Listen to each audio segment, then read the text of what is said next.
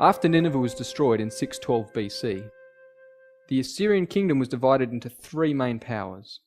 Media controlled the north and northeast. Babylon controlled Elam and the plains of the Euphrates and the Tigris. Egypt controlled everything west of the Euphrates and North Africa. It was within this division that Egypt controlled that this city, Jerusalem, found herself paying homage to Egypt. The kingdom of Judah became a vassal unto the king of Egypt. This city trusted in Egypt for security, instead of trusting to the Most High that ruleth in the kingdoms of men. The divine record shows us this in 2 Kings 23. And Pharaoh Necho made Eliakim the son of Josiah king in the room of Josiah his father, and turned his name to Jehoiakim, and took Jehoahaz away. And he came to Egypt and died there.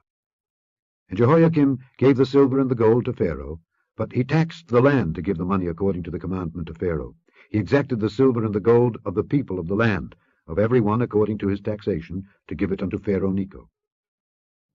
The growing power and ambition of Babylon soon led to a clash with Egypt. The Babylonian crown prince Nebuchadnezzar was taking control from his aging father. In 607 BC, Nebuchadnezzar embarks on a military campaign.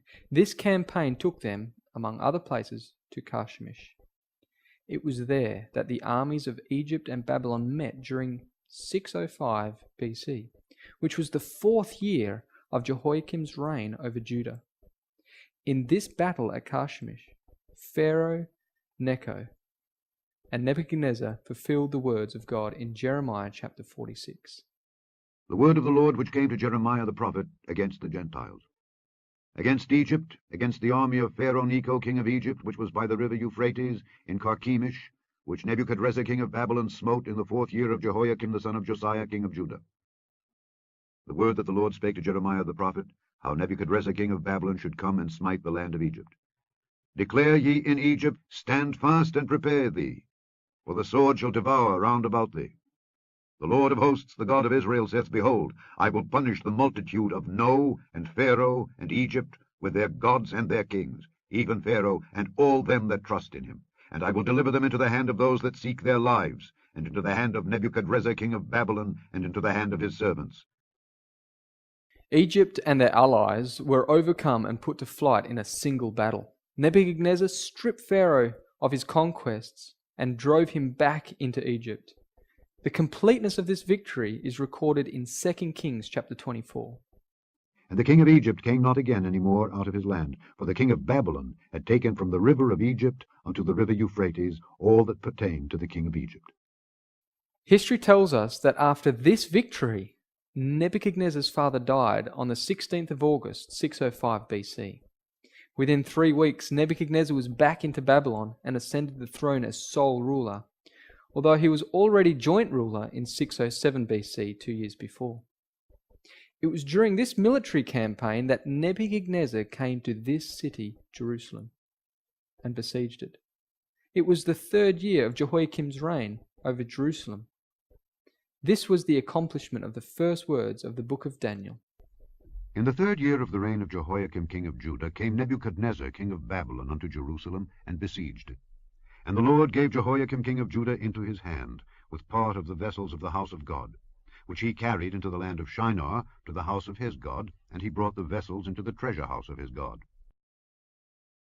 It would have been a hard thing to have lived here and witnessed the terrors of battle, seeing your beloved city and the temple destroyed, the treasures taken, and worst of all, the young, talented children of the royal house taken captive.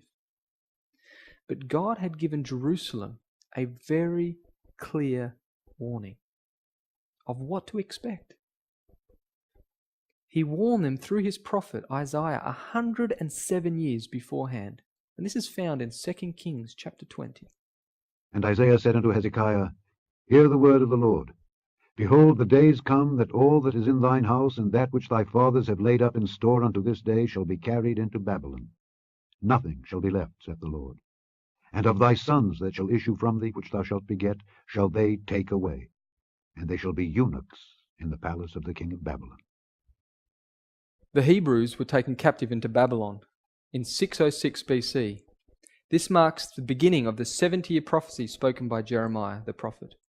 As Daniel and his 3 friends went into Babylon, they went via Haran, and thus they retraced the steps that Abraham originally made when he was called out of the land of the Chaldees. These young men would have been greatly discouraged as they went into Babylon. But you can imagine how much comfort they received by the words recorded here in Jeremiah.